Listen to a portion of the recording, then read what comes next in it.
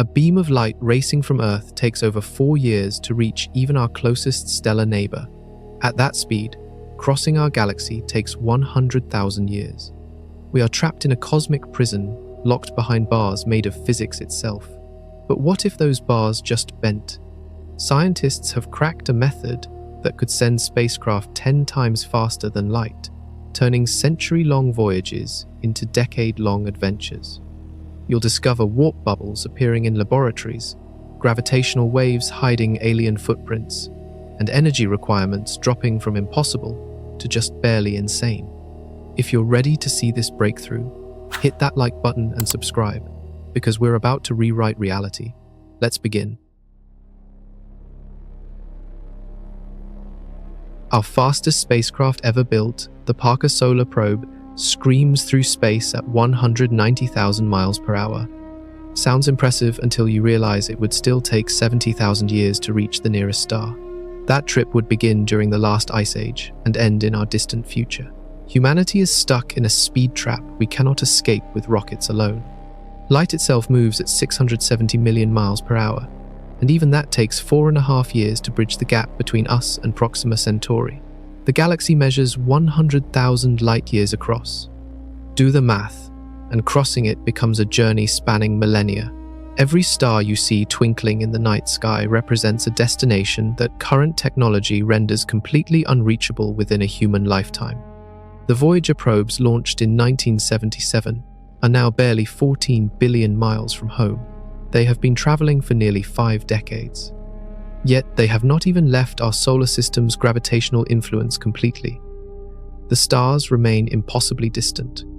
We are cosmic infants, crawling when we need to sprint. Here is the brutal truth. Space is not just big, it actively mocks our ambitions. The distances between stars are so vast that even traveling at 99% of light speed would turn interstellar missions into generational commitments. Your great-great-grandchildren might see the destination you aimed for. Every propulsion system we have built operates on the same basic principle. Throw stuff out the back to push forward. Chemical rockets burn fuel. Ion drives shoot electrified particles. Nuclear engines blast heated gas. All of them obey classical physics, and all of them crawl compared to the cosmic highway we need to cross. Scientists call this the tyranny of the rocket equation. The more fuel you carry, the heavier your ship becomes.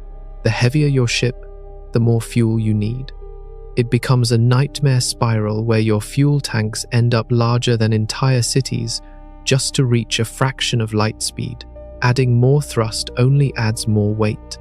We have sent robots to Mars, landed rovers on distant moons, and photographed the edge of our observable universe. Yet we remain trapped in our own backyard, staring at fences we cannot climb. The nearest potentially habitable planet sits 4 light-years away. With current technology, getting there would require 25,000 years of continuous flight. Something has to change. The cosmos is filled with billions of potentially habitable worlds, yet we can barely reach the closest rock in our own neighborhood. But what keeps us chained to this painfully slow reality? The answer lies in one man's equations, written over a century ago. Albert Einstein published his theory of special relativity in 1905, and with it, he built an invisible prison around humanity. His equations revealed something shocking. Nothing with mass can reach or exceed the speed of light, ever. The universe itself enforces this rule through the fabric of space and time. The reason sounds deceptively simple. As objects accelerate closer to light speed, they gain mass, not just a little bit. The faster you go, the heavier you become, exponentially. A spacecraft approaching light speed would weigh more than entire galaxies. Moving it even 1 mile per hour faster would require astronomical energy increases. This creates a cosmic catch-22. You need energy to accelerate mass, but accelerating makes that mass increase, which requires more energy, which increases mass further. The cycle spirals into infinity right at the moment you would cross the light speed threshold. The universe essentially says, you can get close, but you can never touch this limit. Einstein called it a universal speed limit, and for over 100 years, his math has held firm against every challenge. Particle accelerators smash atoms together at 99.99% of light speed, and they confirm his predictions with terrifying accuracy. Objects really do get heavier. Time really does slow down. The rules are absolute. Scientists have tried everything to find loopholes. They experimented with exotic propulsion methods. They calculated trajectories using gravitational assists. They proposed generation ships, where entire civilizations would be born, live, and die during the journey. None of it changes the fundamental problem. Einstein's equations lock the door, and conventional physics cannot find the key. Physicists call these laws inviolable. Break them, and you break causality itself. You create paradoxes where effects happen before causes. You tear apart the logical structure that holds reality together. The universe would rather collapse than let something with mass go faster than light. Time dilation makes things worse. Even if you somehow reached 99% of light speed, time would flow differently for you than for everyone back home. A journey that feels like 10 years to you might span decades or centuries on Earth. You would return to find everyone you knew long dead, their great-grandchildren now elderly. The isolation is complete. Length contraction adds another twisted layer. At extreme speeds, space itself appears to compress in front of you. Distances shrink. A trip that should take years might feel like months to you while decades pass outside. The universe warps around fast-moving objects in ways that defy common sense. For generations, physicists accepted this as the final word. Light speed is the speed limit. Nothing escapes it. Teaching this became fundamental to every physics curriculum on Earth. Breaking it seemed as impossible as creating a square circle or making 2 + 2 = 5.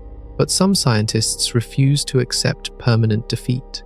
They started asking a different question. What if we are thinking about movement all wrong? Accelerating even a small spacecraft to light speed requires more energy than currently exists in every fuel tank, battery, and power plant on Earth combined. Then multiply that by 1 billion. You still fall short. The mathematics behind this nightmare are confirmed and ironclad. As velocity increases, so does kinetic energy. Near light speed, energy requirements do not just grow, they explode. A spacecraft weighing just 1 ton would need approximately 9 × 10⁻16 joules to reach light speed. That equals the total annual energy output of human civilization, all consumed in seconds, just to move a small vehicle. Nuclear fusion, the same process powering stars, offers our most energy-dense fuel source. Yet even converting the entire mass of a large asteroid into pure energy would barely budge a decent-sized starship to a meaningful fraction of light speed. We are not talking about difficult engineering problems. We are talking about fundamental impossibilities. Project Daedalus, designed in the 1970s, proposed using fusion rockets to reach 12% of light speed. Sounds modest until you see the design. A ship mostly composed of fuel tanks the size of skyscrapers, carrying 50,000 tons of deuterium and helium-3. The payload compartment carrying actual cargo and crew would be tiny by comparison, and that massive ship would still take 2 decades to reach just the outer edges of our neighboring star systems. Antimatter engines could theoretically improve this ratio. When matter meets antimatter, they annihilate completely, converting 100% of their mass into energy. It represents the most efficient fuel theoretically possible. The problem? We can only produce antimatter 1 particle at a time using massive accelerators, and storing it requires magnetic bottles that consume enormous power. Producing enough antimatter to fuel 1 interstellar mission would take thousands of years with current technology. Some physicists proposed solar sails, giant reflective sheets pushed by light pressure from stars. These require no fuel at all, just patience. The acceleration is glacial, measured in fractions of inches per second, compounding over years. Reaching even 10% of light speed would take decades of continuous acceleration, and the sail would need to be miles across, impossibly thin, yet strong enough to not tear apart. Every conventional propulsion method hits the same wall. The faster you want to go, the more fuel you need. The more fuel you carry, the heavier your ship becomes. The heavier your ship, the more energy you need to accelerate it. Engineers call this diminishing returns. Poets might call it cosmic mockery. Chemical rockets tap out at around 5 miles per second. Ion drives might reach 20 or 30. Nuclear thermal engines could potentially hit 50. Even the most optimistic fusion designs cap around 3,000 miles per second, still just 1% of light speed. We are throwing pebbles at a mountain, hoping to move it. The energy trap is not just about building bigger engines or finding better fuel. It represents a fundamental barrier written into the structure of reality itself. Einstein's equations ensure that reaching light speed with any massive object demands infinite energy. Infinite means impossible. No clever engineering, no breakthrough technology, no amount of determination changes that equation. Yet the trap only exists if you play by the old rules. What if movement itself is not what we think it is? Earth might be dying, and we have nowhere else to go. That cold fact keeps researchers awake at night, because looking around our cosmic neighborhood reveals a grim truth. Every other planet in our solar system is a hostile wasteland. Mars, the closest candidate, is a frozen desert with temperatures dropping to minus 225 degrees Fahrenheit. Its atmosphere is 96% carbon dioxide and so thin that standing on the surface equals being 19 miles high in Earth's atmosphere. Your blood would literally boil in the low pressure. Dust storms cover the entire planet for months, and radiation from space blasts the surface constantly because Mars lost its protective magnetic field billions of years ago. Venus looks even worse. Beneath its thick clouds, the surface temperature reaches 860 degrees Fahrenheit, hot enough to melt lead. Atmospheric pressure there equals being 3,000 feet underwater on Earth. The atmosphere itself is mostly carbon dioxide, mixed with clouds of sulfuric acid. Probes sent to Venus have survived less than 2 hours before being crushed and melted. Living there is not difficult. It is impossible. The gas giants offer no surface to stand on at all. Jupiter, Saturn, Uranus, and Neptune are essentially enormous balls of hydrogen and helium, with crushing pressures and winds reaching 1,000 miles per hour. Their moons present slightly better options but remain frozen, airless, and lethal. Titan, Saturn's largest moon, has liquid methane lakes and a thick atmosphere. Sounds promising until you realize the surface temperature sits at minus 290 degrees Fahrenheit. You would freeze solid in seconds without protection. Europa, orbiting Jupiter, might harbor liquid water beneath miles of ice, but accessing it would require drilling through a frozen shell in one of the most radiation-saturated environments in the solar system. Mercury swings between 800 degrees on its sunny side and minus 300 degrees in shadow. The moon has no atmosphere, no water, and faces the same radiation bombardment as Earth, but without any protective magnetic field. Every single body in our solar system is either too hot, too cold, too toxic, or completely lacking the basic requirements for human life. Terraforming these worlds remains pure speculation. Even the most optimistic estimates suggest making Mars barely habitable would take thousands of years and require technology we have not invented yet. We would need to thicken its atmosphere, warm its surface, restart its magnetic field, and create breathable air. Each step presents nearly insurmountable challenges. Earth is not just our home. It is our only viable home for potentially millions of years into the future, even with unlimited technology. That means if climate change, asteroid impacts, or any other catastrophe makes Earth uninhabitable, humanity has no backup plan. We need to reach beyond our solar system, not just for exploration, but for survival. The problem? Those potentially habitable worlds exist light years away. Proxima Centauri b orbits in its star's habitable zone just 4 light-years distant. The TRAPPIST-1 system contains 7 Earth-sized planets, 3 potentially habitable, 39 light-years away. Kepler 452b closely resembles Earth and sits 1,400 light-years distant. These worlds represent our future homes. but they might as well exist in another dimension with current technology. This is why faster-than-light travel is not a luxury. It is an evolutionary necessity. We need new worlds, and reaching them demands breaking the most fundamental speed limit in physics. Telescopes have identified over 5,000 confirmed planets orbiting distant stars, and dozens sit in the habitable zone where liquid water could exist. We can see them. We can measure their size, composition, and orbital distance. We can calculate their surface temperatures and atmospheric makeup. We just cannot reach them. Proxima Centauri b haunts astronomers because it represents everything we want and cannot have. Just 4.2 light-years away, this planet orbits a red dwarf star in the habitable zone. It might have oceans. It could harbor life. Early data suggests it might even have a magnetic field protecting it from radiation. Scientists estimate it receives similar energy levels as Earth does from our star. The TRAPPIST-1 system, discovered in 2017, sparked even more excitement.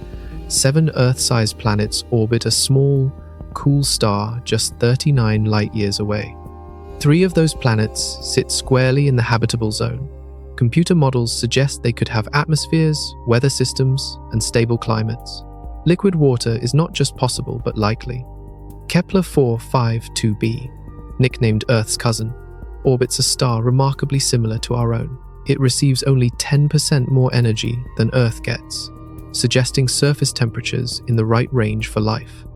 It sits 1,400 light-years distant, and discovering it felt like finding a twin sibling across an uncrossable ocean. These discoveries keep multiplying. Every year brings dozens of new candidates. Planets with thick atmospheres, worlds with day-night cycles similar to Earth, rocky planets with just the right mass to hold onto their air without crushing anything on the surface. We have found frozen worlds, lava worlds, ocean worlds, and desert worlds. The galaxy teems with possibilities. Yet every single one remains completely unreachable. Even Proxima Centauri b, our closest candidate, requires 40,000 years to reach with current spacecraft speeds. TRAPPIST-1 would take 600,000 years. Kepler 452b demands 25 million years of continuous flight. These numbers stop being travel times and start becoming geological epochs. We are trapped behind a window, watching paradise we cannot enter.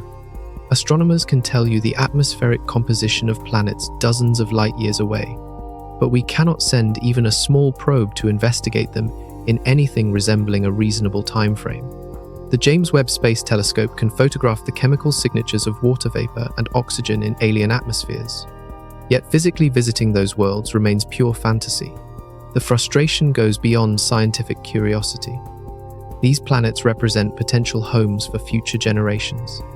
They could be refuges if Earth becomes uninhabitable. They might harbor ecosystems we could study, resources we could use, or even intelligent civilizations we could contact.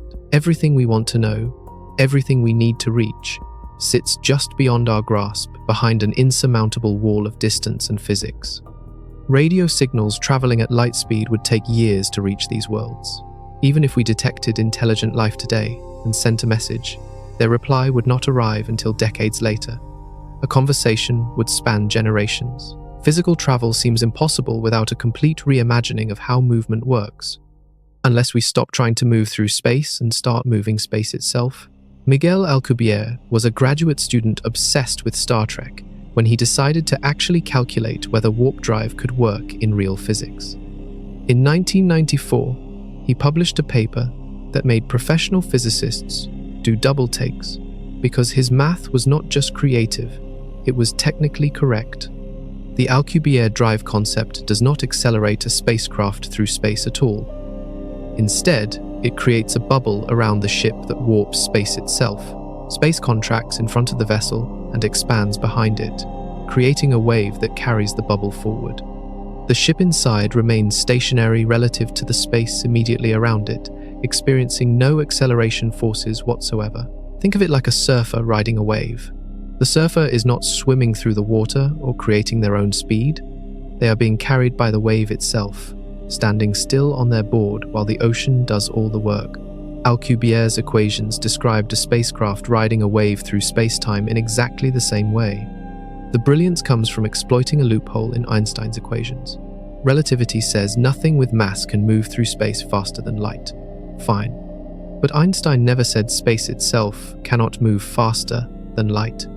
In fact, cosmologists know space expands faster than light at the edges of the observable universe. That expansion is how the universe grew from a tiny point to its current size in just under 14 billion years.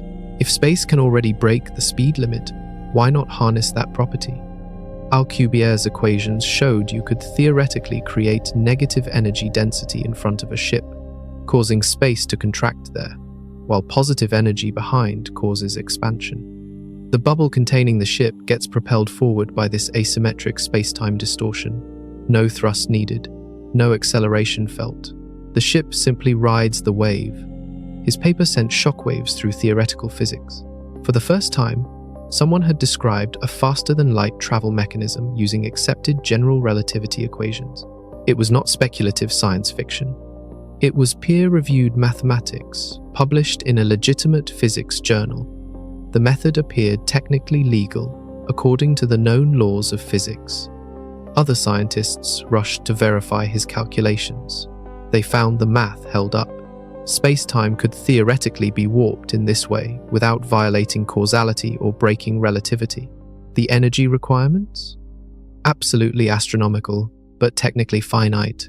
That represented a massive improvement over conventional propulsion, which requires literally infinite energy to reach light speed. The Alcubierre drive could theoretically reach any speed, 10 times light speed, 100 times, 1,000 times. The bubble is not moving through space, so relativistic effects like time dilation and length contraction do not apply. Crew members inside would experience normal time flow. They would not age slower than people back home. They would not see distances compress. Physics inside the bubble remains completely normal. Alcubierre himself admitted he never expected the concept to work mathematically. He was just a physics student, playing with equations inspired by his favorite television show. Yet his recreational calculation accidentally revealed a genuine possibility hidden in the structure of space-time itself. Reality appeared to have a cheat code embedded in its operating system. Of course, actually building one presented complications that made the theory look almost easy by comparison. But the door was open. The impossible suddenly looked merely extremely difficult. Space-time is not empty nothingness. It is an actual thing, a fabric that can bend, stretch, twist, and ripple. Every massive object creates a dent in this fabric, like bowling balls sitting on a stretched sheet. That dent is what we experience as gravity. Einstein described this over a century ago, and we have confirmed it countless times. GPS satellites must account for time flowing slightly faster in orbit than on Earth's surface because they sit higher in the gravitational well. Experiments with atomic clocks on airplanes show the same effect.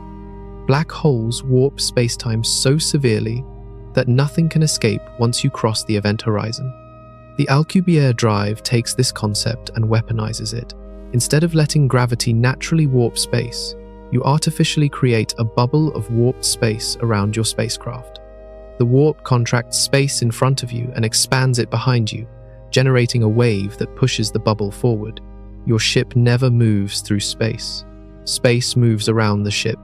It sounds like semantics, until you realize this sidesteps Einstein's speed limit completely. Relativity restricts movement through space, but places no limits on how fast space itself can move. The distinction matters because all those nightmare side effects of near light speed travel, time dilation, length contraction, infinite energy requirements, all disappear when you are not actually moving. Inside the warp bubble, physics operates normally.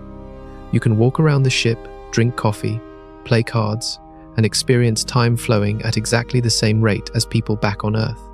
No twin paradox where you return younger than your siblings. No relativistic effects smearing your vision. The bubble isolates you from the extreme space-time distortions happening at its edges. The wave itself could move at any speed. Alcubierre's original calculations suggested 10 times the speed of light would be relatively easy. More recent variations have proposed speeds reaching 100 or even 1,000 times faster. At those velocities, Proxima Centauri becomes a 2-week trip. The entire Milky Way galaxy becomes crossable in a human lifetime. The warp bubble would appear strange to outside observers. Light cannot normally escape from the region of highly compressed space in front of the ship, making it partially invisible. The expanding space behind would redshift light to radio wavelengths. The bubble might emit exotic radiation as it moved, creating a visible wake through space-time itself. From inside, you would see space compressed ahead of you, making distant destinations appear closer than they actually are. Stars would shift color as their light gets distorted by the warp field. Looking backward, space would appear to stretch away into infinity, though you would still see your starting point just at shifted wavelengths. The mathematics describing this get complex quickly, involving tensor equations and differential geometry, but the core concept remains beautifully simple. Surf space-time like an ocean wave, letting the universe do the work while you sit comfortably inside a bubble of normal reality. The key lies in creating asymmetric space-time curvature. That requires manipulating the energy density of space itself in ways that seem almost magical, which brings us to the biggest problem with the entire concept. Alcubierre's warp drive requires something that probably does not exist: exotic matter with negative mass and negative energy density. This is not antimatter, which annihilates regular matter in bursts of energy. This is something far stranger that repels instead of attracts, pushes instead of pulls, and makes gravity work backward. Normal matter curves space-time inward, creating the gravitational wells that hold planets in orbit and make apples fall from trees. Exotic matter would curve space-time outward, creating a gravitational hill that pushes things away. It represents the opposite of everything we know about how mass and energy behave in our universe. Does negative mass exist? We have never observed it directly. No one has ever measured it, created it, or found evidence of it occurring naturally anywhere in the cosmos. It remains entirely theoretical, a mathematical possibility that the equations of general relativity permit, but nature has apparently never bothered to manifest. The amount needed for a warp drive makes things worse. Alcubierre's original calculations suggested you would need negative mass equivalent to the total mass energy of Jupiter just to warp space around a small spacecraft. Jupiter weighs 300 times more than Earth. Converting that much normal matter into exotic matter, even if possible, would require energy expenditures dwarfing anything humanity could generate. Critics pounced on this requirement immediately. Sure, the math works, they said. The equations are valid, but demanding materials that do not exist makes the whole concept useless. You might as well design a perpetual motion machine that runs on unicorn tears. The physics checks out, but the ingredients are fantasy. Some researchers tried to find alternatives. Could you use intense electromagnetic fields to create negative energy density in vacuum? Maybe quantum fluctuations could be manipulated to generate the required effect. Dark energy, the mysterious force accelerating the universe's expansion, exhibits some properties similar to negative pressure. Could we somehow harness or concentrate it? These questions generated decades of theoretical papers, but no practical answers. Creating sustained regions of negative energy density appeared to violate several fundamental principles, including quantum field theory's energy conditions. The universe seems to have built-in protections preventing large-scale negative energy concentrations, probably to avoid causality violations and other reality-breaking paradoxes. The Casimir effect offered a tiny glimmer of hope. When you place two uncharged metal plates extremely close together in vacuum, quantum fluctuations between them create less energy density than in the surrounding space. That technically counts as negative relative energy density, though the absolute value remains positive.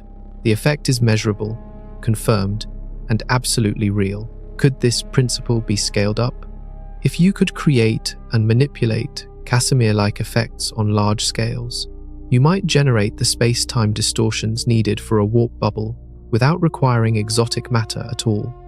The energy would still need to come from somewhere, but at least you would be working with known physics rather than theoretical ghosts. This is where Harold White enters the story, and where everything changes from pure theory to something approaching experimental physics. Dr. Harold White spent years researching propulsion physics at NASA's Johnson Space Center in Houston. His team operated a lab dedicated to investigating exotic propulsion concepts, the kind of fringe science that makes colleagues raise eyebrows but occasionally produces breakthrough discoveries. In 2011, White published new calculations suggesting the energy requirements for an Alcubierre drive might be dramatically lower than originally thought. His revised math showed that optimizing the shape of the warp bubble could reduce energy needs by several orders of magnitude.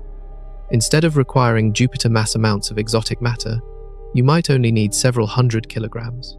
Still exotic, still unavailable, but suddenly the concept shifted from physically impossible to merely incredibly difficult. Then, in 2021, something unexpected happened. White's team was studying the Casimir effect using specialized equipment designed to measure nanoscale forces between metal plates.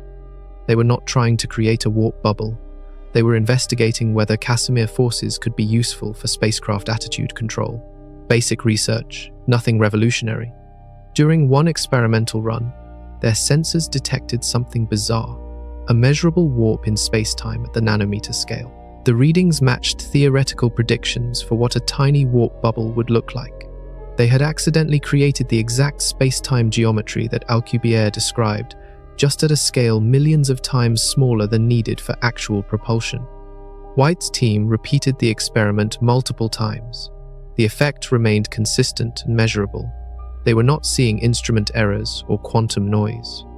They were observing actual, repeatable, space-time distortion created by manipulating the Casimir effect. A warp bubble, microscopic but real, had appeared in a laboratory on Earth. The implications detonated through the propulsion physics community. Warp drive geometry was not just theoretical anymore. It could be created, measured, and studied experimentally. If you could make a nanoscale warp bubble, then scaling it up became an engineering challenge rather than a physics impossibility. Critics demanded verification. Other labs needed to reproduce the results before anyone could claim definitive proof. The equipment required is specialized and expensive, so independent confirmation takes time. Some physicists suggested alternative explanations for White's readings. Maybe electromagnetic interference, maybe quantum effects being misinterpreted. Skepticism remains healthy in science. Yet White's team had calibrated their instruments carefully, accounted for known sources of error, and documented everything meticulously. The data looked solid. More importantly, the effect appeared when theory predicted it should, and vanished when conditions changed. That kind of correlation suggests real phenomena rather than measurement artifacts. NASA quietly increased funding for White's lab. Other government agencies took notice. Private aerospace companies started hiring propulsion physicists to investigate warp field generation. The race was on, not to build a warp drive immediately, but to understand whether scaling up from nano to macro was achievable. The exotic matter problem still loomed large. Even at reduced energy requirements, you still needed negative energy density to create asymmetric space-time curvature. White's experiments showed Casimir effects could produce warp-like geometry, but only at tiny scales with tiny amounts of energy manipulation. Going from nanometers to meters represented a billion-fold increase in scale. Still, the psychological barrier had shattered. Warp bubbles existed in reality, not just on paper. That changed everything. Suddenly, other research teams started dusting off old warp drive papers and looking for overlooked details. Maybe the answer was hiding in plain sight all along. The Casimir effect sounds like magic, but emerges from one of the weirdest confirmed facts about reality. Empty space is not empty. Quantum field theory says vacuum constantly churns with virtual particles popping into and out of existence.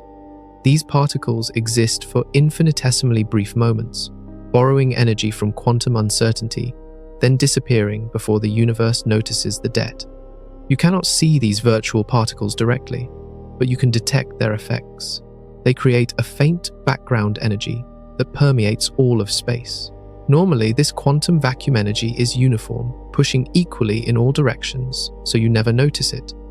But in 1948, Dutch physicist Hendrik Casimir predicted something strange would happen if you placed two uncharged metal plates very close together.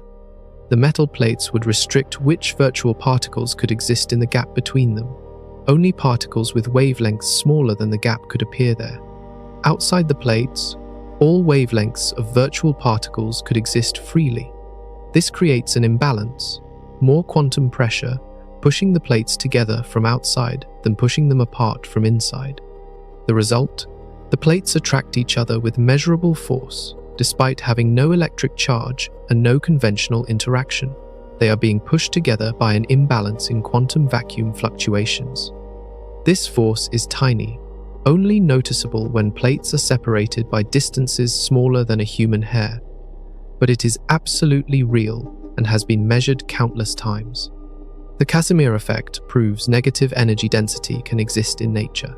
The space between those plates has less quantum vacuum energy than normal empty space. That technically counts as negative energy relative to the surrounding vacuum.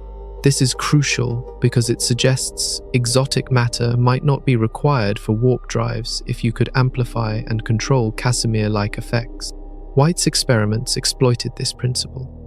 By carefully arranging capacitor plates in specific geometries, his team created regions where quantum vacuum energy differed from baseline. Those differences in energy density warped space-time slightly, creating measurable distortions. The warp was microscopic, but it was there. Scaling this up presents enormous challenges. The Casimir force drops off rapidly with distance. Move the plates even slightly farther apart, and the effect vanishes. Creating Casimir-like negative energy densities across distances measured in meters rather than nanometers would require completely new techniques, possibly involving exotic materials or quantum technologies that do not exist yet. Some physicists proposed using metamaterials, artificially structured materials that bend light and electromagnetic fields in unusual ways. Others suggested quantum computing techniques might allow precise control over vacuum fluctuations. A few radical thinkers wondered if dark energy, the mysterious force accelerating the universe's expansion, could be related to manipulable vacuum energy states. The energy requirements remain staggering, even with Casimir effects reducing them. You still need to create and maintain sharp energy gradients across the warp bubble boundary.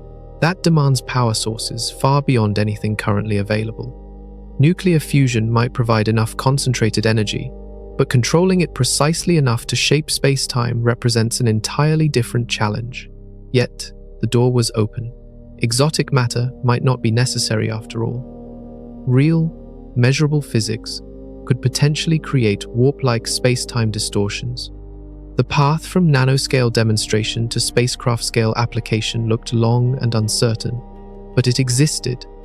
That represented genuine progress, not just theoretical speculation. The next breakthrough would come from an unexpected direction, listening to the universe itself for signs that someone else might have already solved the problem. When Alcubierre first calculated the energy requirements for his warp drive, the numbers were apocalyptic. You would need to convert the entire mass of Jupiter into pure energy and somehow concentrate it into exotic matter. That equals about 2 × 10⁻30 kilograms, or roughly 1.9 × 10⁻47 joules of energy. For perspective, the most powerful nuclear bomb ever detonated released about 2.1 × 10⁻17 joules. You would need that bomb's energy output multiplied by 1 trillion times. Those numbers killed serious interest immediately. Sure, the math was elegant and the concept legal according to relativity, but requiring more energy than multiple star cores made the whole concept a theoretical curiosity. Building it seemed as realistic as constructing a ladder to the moon. But Harold White noticed something in the equations. The energy requirements depended heavily on 2 factors: the thickness of the warp bubble wall and the overall shape of the bubble geometry. Alcubierre's original model used relatively thick walls and a simple spherical shape because that made the math cleaner. What if you optimize those parameters? White proposed reshaping the bubble into a toroidal configuration, like a donut rather than a sphere. He calculated that making the bubble wall oscillate in thickness rather than remaining static could dramatically reduce energy needs. The math got significantly more complex, but computers could handle it. When he ran the optimized numbers, the results shocked everyone. Energy requirements dropped from Jupiter mass to something closer to 500 kilograms of exotic matter equivalent. Still enormous, still exotic, but several orders of magnitude more reasonable than before. That mass equals about a small satellite. You could theoretically fit it inside a spacecraft rather than needing a planet-sized energy source. Further refinements continued improving the outlook. Different research groups proposed various bubble geometries, elongated ellipsoids, figure-8 configurations, nested shells with different densities. Each optimization chipped away at the energy requirements. Some recent papers suggest you might only need several dozen kilograms of negative energy density if you get the geometry precisely right. These improvements happened purely through mathematical optimization, finding more efficient ways to warp space-time that achieve the same propulsive effect with less energy input. It mirrors how engineers improved rocket efficiency over decades by refining nozzle shapes, fuel mixture ratios, and combustion chamber designs. The fundamental physics remained the same, but clever optimization extracted better performance. The really exciting development came when researchers realized you might not need sustained exotic matter at all. Some models suggest you could use ordinary energy to create temporary regions of negative energy density through quantum effects, maintaining them just long enough to generate thrust, then letting them collapse and recreating them. Think of it like internal combustion engines that burn fuel in pulses rather than continuous combustion. This pulsed warp drive concept could theoretically run on advanced fusion reactors or antimatter annihilation without requiring exotic matter storage. You would need exotic effects, but only transiently and in controlled ways. That shifts the challenge from materials science to precision engineering. Could these optimization really work? The mathematics appears sound, confirmed by multiple independent physicists. But math only tells you what might be possible according to known laws. Whether reality cooperates with these theoretical models remains unproven until someone builds working hardware. Still, dropping energy requirements from Jupiter mass to satellite mass represents genuine progress. It moved warp drives from impossible to merely extraordinarily difficult. Sometimes that distinction makes all the difference. And other research teams were approaching the problem from an entirely different angle. Brazilian physicist José Notario looked at Alcubierre's equations and saw room for improvement. In 2002, he published an alternative warp drive model using different geometric tricks to achieve similar results. The Notario drive, as it became known, creates space-time distortions through a modified tensor field configuration that some physicists argue is more stable than Alcubierre's original design. The key difference lies in how the warp bubble interfaces with normal spacetime. Alcubierre's model creates sharp discontinuities at the bubble boundary where space abruptly transitions from compressed to normal to expanded states. Those sharp boundaries require intense energy concentrations and might generate problematic radiation or gravitational effects. Notario smoothed out those transitions. His model distributes the space-time distortion more gradually across a larger volume, reducing the peak energy densities required at any single point. Think of it like the difference between a sharp cliff edge and a gentle slope. Both change elevation, but the slope is more stable and requires less dramatic engineering to traverse. This geometric revision carries important implications for theoretical stability. Sharp energy boundaries in Alcubierre's model might be prone to quantum instabilities or spontaneous decay. Smoother distributions might maintain themselves more readily. The Notario drive also apparently reduces some secondary effects like Hawking radiation that could occur at the warp bubble boundaries. Energy requirements in the Notario model remain comparable to optimized Alcubierre drives, but the engineering challenges differ. You need to create gentler but more spatially extended warping of spacetime. This might actually be easier to achieve using Casimir-like effects or electromagnetic field manipulation, because you are not demanding extreme energy concentrations at specific points. The downside? The mathematics describing Natario drives gets even more complex than Alcubierre's already challenging equations. The field tensors involved require advanced differential geometry to fully understand. Most popularizations of warp drives focus on Alcubierre's model, simply because it is easier to explain and visualize. Some researchers suggest the ideal solution might combine elements from both models.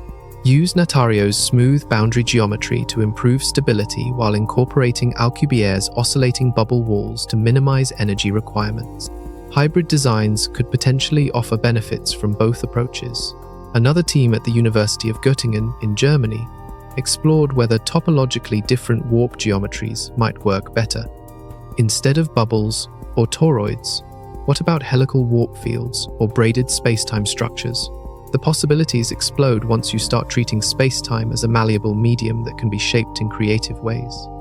These geometric explorations remain purely theoretical for now. No one has built even a centimeter-scale Natario drive to test whether the mathematics translates to physical reality, but the diversity of proposed models suggests warp drive physics is maturing from a single wild idea into a genuine field of study with multiple competing approaches. That diversity is healthy. Different geometries might prove optimal for different purposes.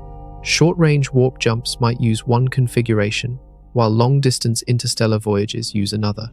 Just as aircraft come in many shapes depending on their mission, warp drives might eventually come in varied forms. The next question researchers started asking was whether anyone else in the universe might have already figured this out. And if so, could we detect the evidence they left behind? Gravitational waves ripple through space-time when massive objects accelerate violently. Colliding black holes, merging neutron stars, and supernovae all broadcast these ripples across the cosmos at light speed.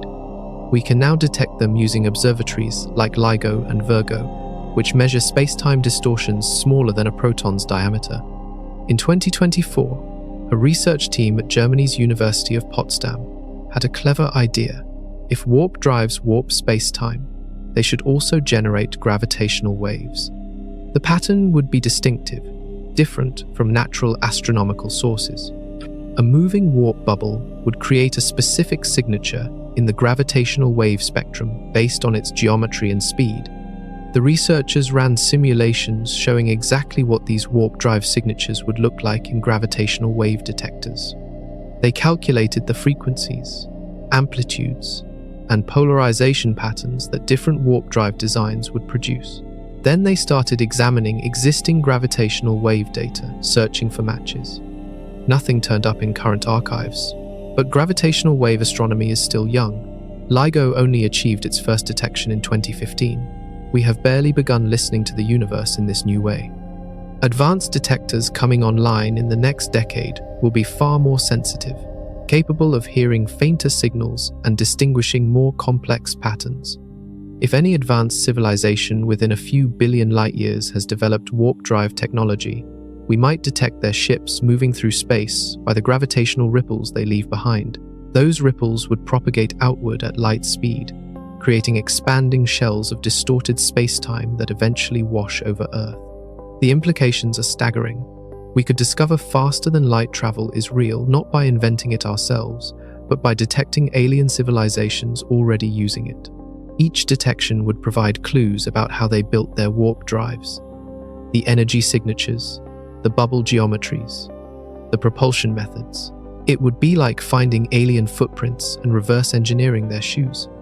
Some critics argue that civilizations advanced enough to build warp drives would probably be careful about detection. Maybe they shield their gravitational signatures or use modified warp geometries that minimize detectable emissions. Perhaps they avoid traveling through populated regions of the galaxy at warp speed to prevent accidentally revealing themselves. But even careful civilizations might leave occasional traces. A single unshielded warp jump, an emergency maneuver, or simply an old primitive warp drive from their early development could produce detectable signals. We only need to observe one clear example to prove the concept works in physical reality. The search expands beyond just gravitational waves. Warp bubbles moving at extreme speeds through interstellar gas and dust should create shock waves and radiation signatures. High-energy particles accelerating at the bubble boundary might produce gamma rays or cosmic ray bursts. Optical telescopes could search for the characteristic red and blue shifting of light around moving warp fields. No confirmed detections yet. The universe appears quiet on these frequencies, at least in the data we have examined so far, but absence of evidence is not evidence of absence, especially when we have only been listening seriously for a few years using limited sensitivity equipment. Imagine the moment we detect that first unambiguous warp drive signature. It would instantly answer two profound questions. Are we alone? And can faster-than-light travel really work? The discovery would revolutionize physics and potentially accelerate our own warp drive research by decades. We would know for certain the universe permits this technology. Until then, the search continues. More detectors come online every year. Algorithms improve. Analysis techniques become more sophisticated. If alien warp drives are out there, leaving their signatures on space-time itself, we will find them eventually. But what happens after? Reverse engineering alien technology sounds like science fiction, until you remember humans have done it throughout history. When Europeans first encountered gunpowder from China, they did not need to understand the full chemistry immediately. They could analyze the mixture, experiment with ratios, and eventually reproduce it. The same happened with countless technologies, from steelmaking to semiconductors. If we detect gravitational wave signatures from alien warp drives, we get an enormous advantage: direct observations of working models. The wave patterns would reveal bubble geometry, energy distributions, propulsion timing, and acceleration profiles. We could measure everything from the outside, even though we cannot see inside the technology itself. Advanced computer simulations could then model what configurations would produce those exact signatures. It becomes a massive inverse problem. Given the output, calculate the input. Engineers use this approach constantly to deduce internal structures from external measurements. Medical CT scans work the same way, reconstructing three-dimensional anatomy from two-dimensional X-ray projections. The German team's work laid groundwork for this approach.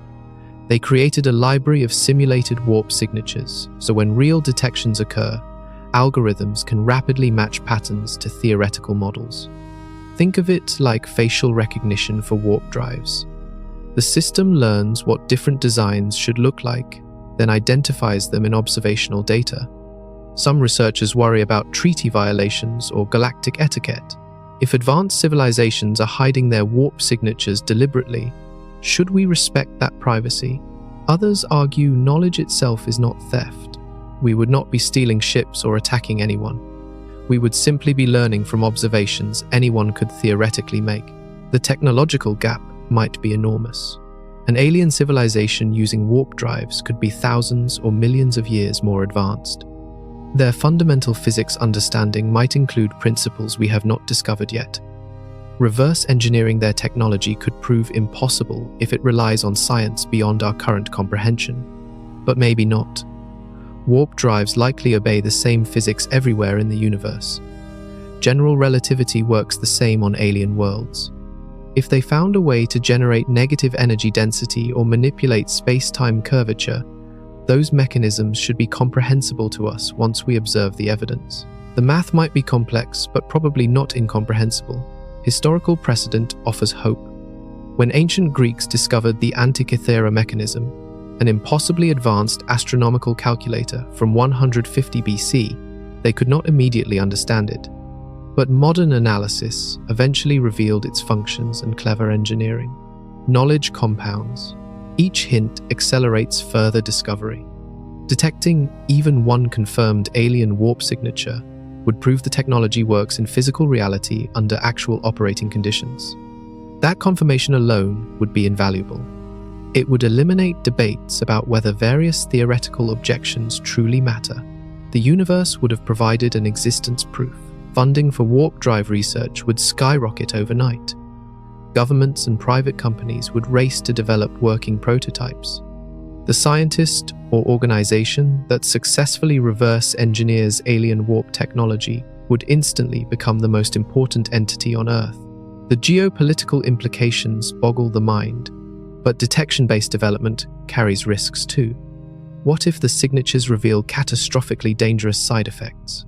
Maybe warp bubbles damage local space-time in ways that accumulate over time. Perhaps they create hazardous radiation or destabilize quantum fields. We might discover why alien civilizations use warp drives sparingly or avoid certain regions. Still, the potential rewards dwarf the risks. Learning faster than light travel from alien examples could save humanity centuries of dangerous experimentation. We could skip the trial and error phase and jump straight to proven designs. Of course, that assumes aliens exist, use warp drives, and do so in ways we can detect, which brings up the real nightmare. What if they are already here, watching us struggle with these calculations?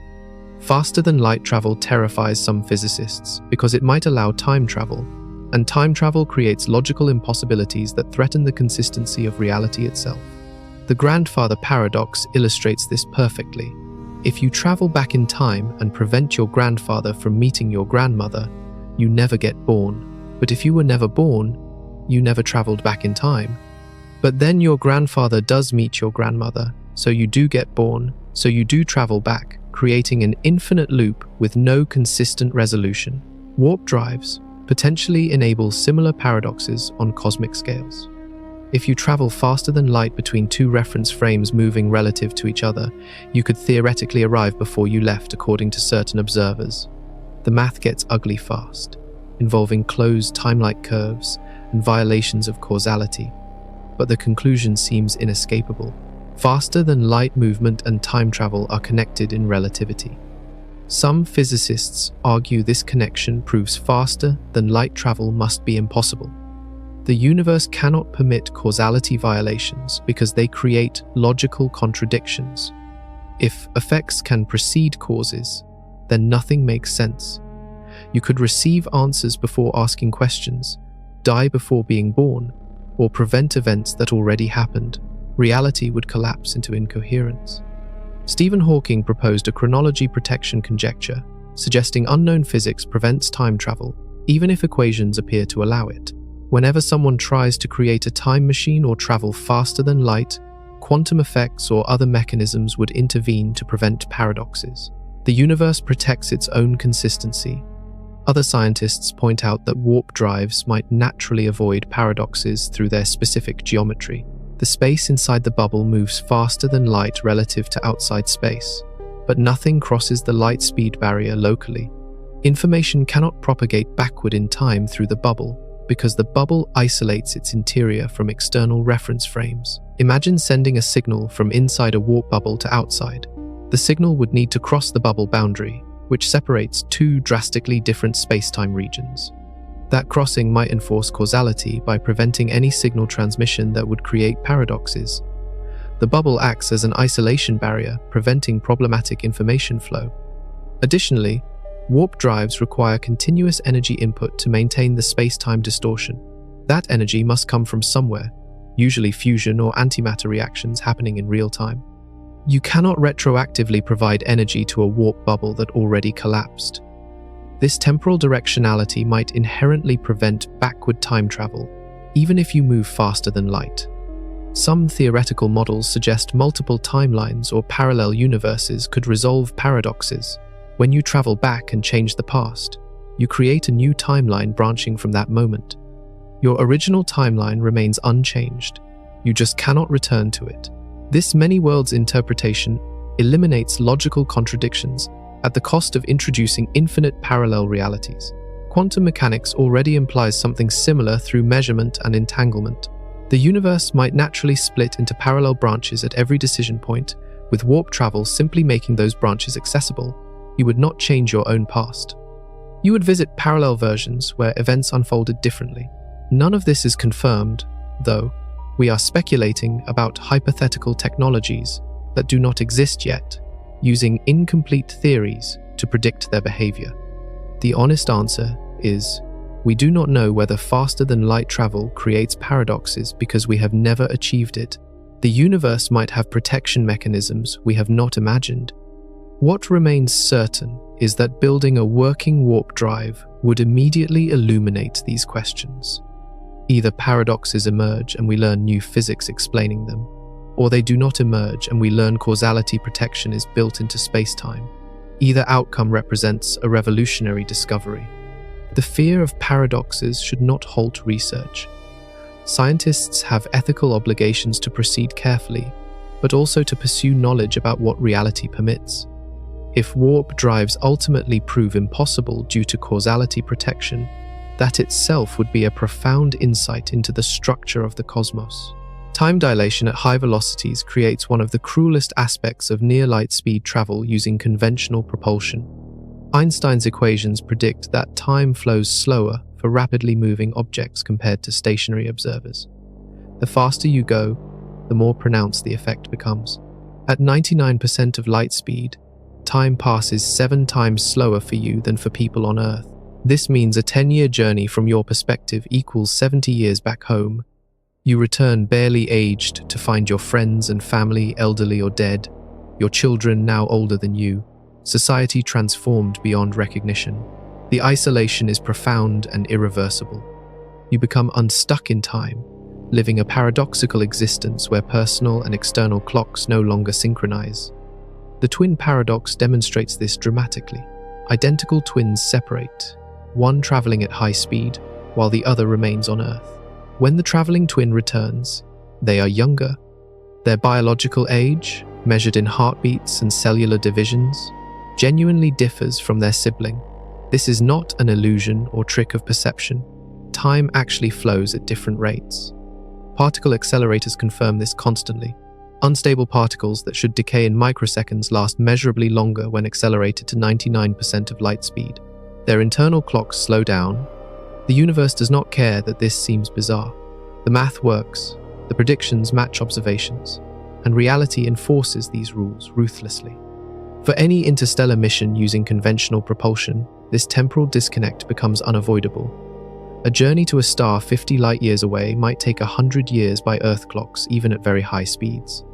Travelers experience less time, perhaps 20 years if moving fast enough, but everyone they knew on Earth still ages the full century. Generation ships avoid this problem by accepting it.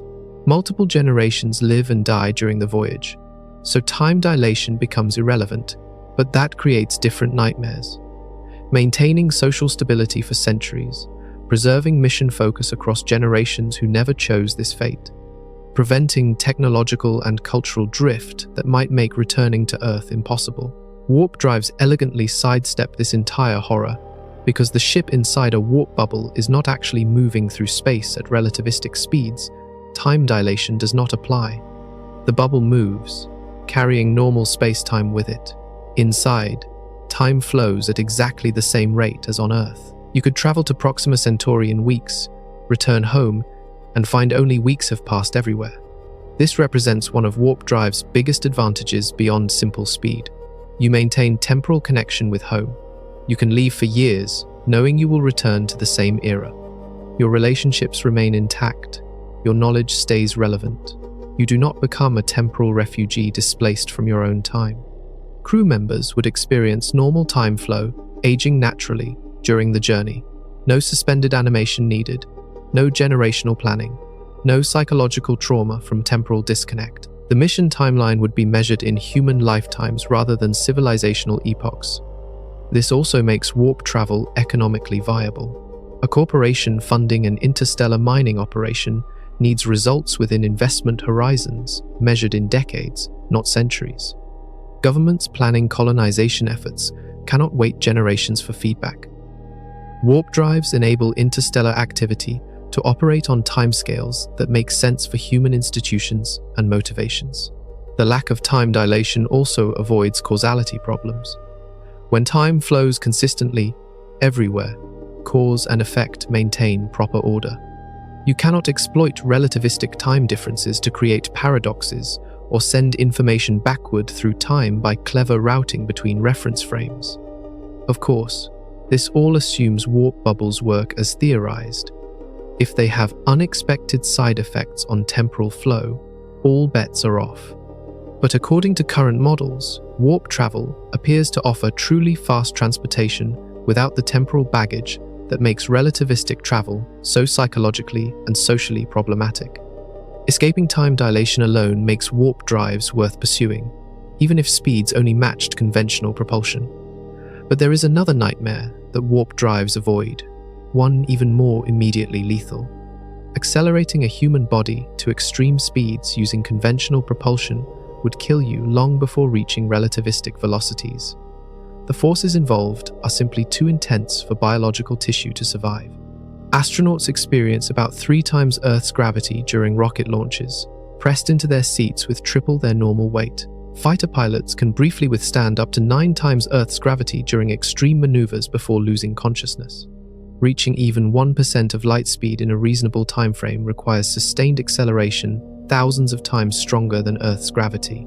Your body would not just feel heavy, it would disintegrate. Bones would shatter under compression, blood vessels would rupture, your brain would be crushed against the inside of your skull. Death would be instant and total. Some science fiction proposes using acceleration couches filled with liquid to support the body evenly, reducing stress on any single point. This helps at moderate acceleration but fails completely at extreme forces. You cannot distribute enough pressure evenly enough to prevent liquefaction of tissues when acceleration reaches hundreds or thousands of Earth gravities. Generation ships avoid this by accelerating extremely slowly over decades. Your body never experiences dangerous forces because thrust is spread across years of gentle acceleration. This works, but demands centuries of travel time. You are trading lethal acceleration for glacial speed. Suspended animation might help, but freezing humans causes ice crystal formation that shreds cells.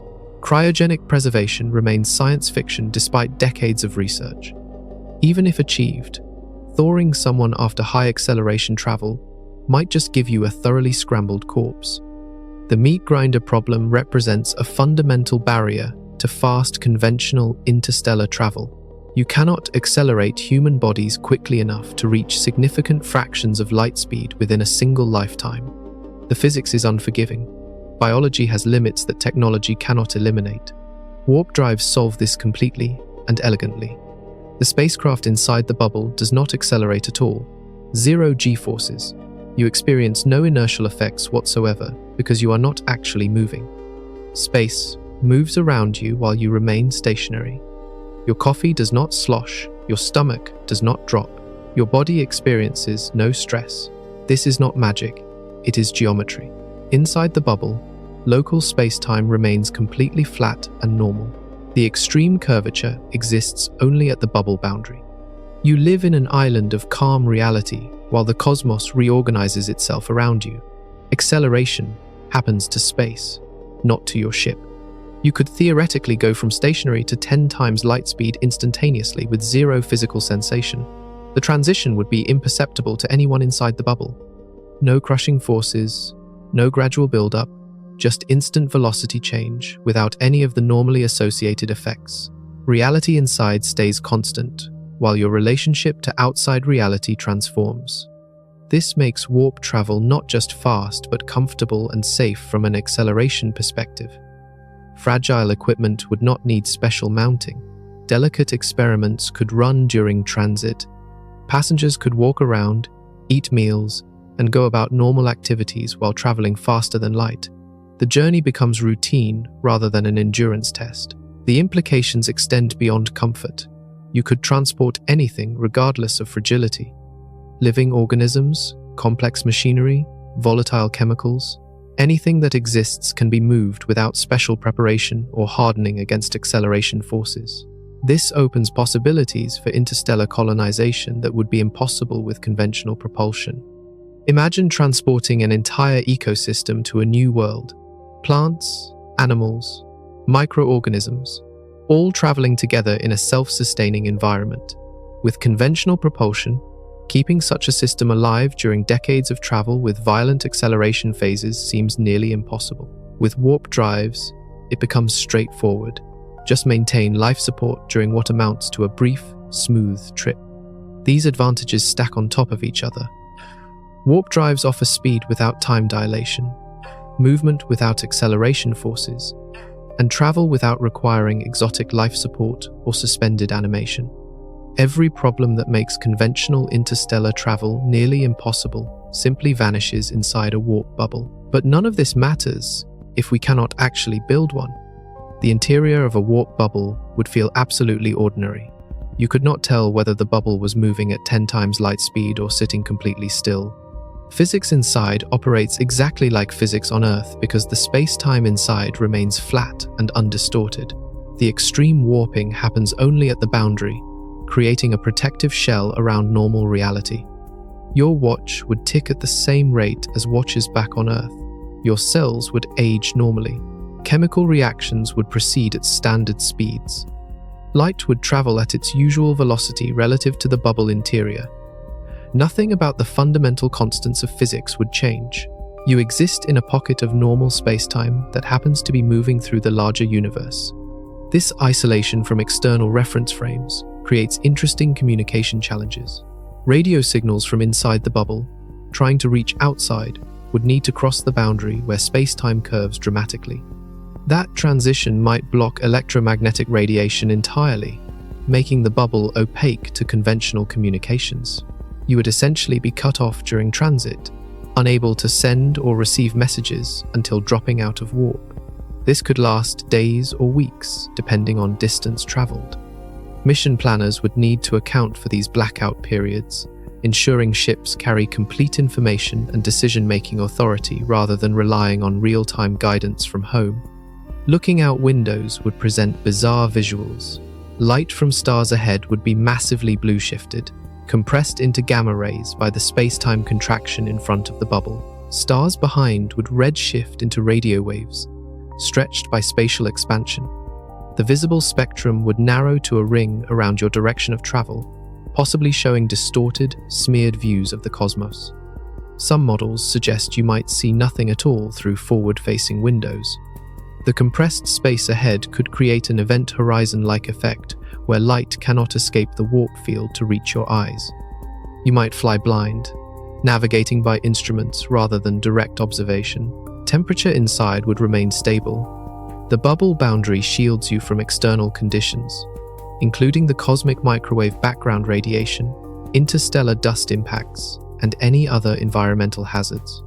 You could theoretically warp through a supernova without experiencing its heat or radiation inside your protected bubble. The gravity inside would match whatever artificial gravity systems you installed, or be zero if you have none. The warp field itself does not create internal gravitational effects because space-time inside remains flat.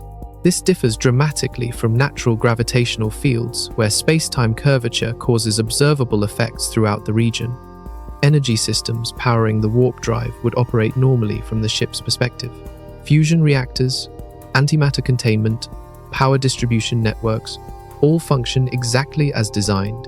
The exotic physics requirements exist only at the boundary where space-time transitions from normal to warped states. Crew psychology might be the biggest challenge. Being isolated in a bubble of normal physics while the universe restructures around you could feel profoundly unnerving. Some astronauts might experience existential anxiety from knowing they exist in a tiny pocket of reality insulated from the larger cosmos. Others might find it comforting, a safe haven in the vast strangeness of space. Training would emphasize maintaining routines and psychological stability during what amounts to sensory deprivation from the external universe. The journey might be brief in duration, but the experience of being fundamentally disconnected from normal space-time could challenge mental health in unexpected ways. Still, compared to spending decades in a conventional spacecraft, slowly crawling between stars, while aging differently than everyone you know, a few weeks in a comfortable warp bubble seems vastly preferable. The psychological challenges are manageable. The physics advantages are revolutionary, if we can build it. Which brings us to who might already be trying. NASA's Advanced Propulsion Physics Laboratory operated quietly for years under Harold White's direction, tucked away in Building 9 at Johnson Space Center in Houston. The official missions sounded mundane: study exotic propulsion concepts for potential future applications. The unofficial reality involved active warp drive research, funded through carefully worded budget requests. White's team built specialized equipment to measure nanoscale space-time distortions. They experimented with different capacitor configurations, trying to amplify Casimir effects. They ran simulations exploring optimal warp bubble geometries. The work proceeded carefully, methodically, always with plausible scientific cover stories for anyone asking uncomfortable questions. Then came the 2021 announcement about detecting warp bubble signatures in the lab. Suddenly, the work was not so quiet anymore. Media coverage forced NASA to either disavow the research or acknowledge its legitimacy. They chose a middle path, confirming the research exists while emphasizing its extremely preliminary nature and decades-long timeline to potential applications. Behind closed doors, funding reportedly increased. More physicists joined the team. Equipment orders expanded. The lab that barely existed officially now had multiple research tracks running simultaneously. One focused on understanding the Casimir effect better. Another explored metamaterials that might manipulate vacuum energy. A third investigated whether quantum entanglement could play a role in space-time warping. Other NASA centers got involved. Glenn Research Center in Ohio has propulsion expertise. Jet Propulsion Laboratory in California brings advanced engineering capabilities. Ames Research Center contributes computational modeling resources. The research network quietly expanded across multiple facilities, each working on different pieces of the larger puzzle. Government classification adds murky layers. Some warp drive research likely proceeds behind security clearances, invisible to public oversight.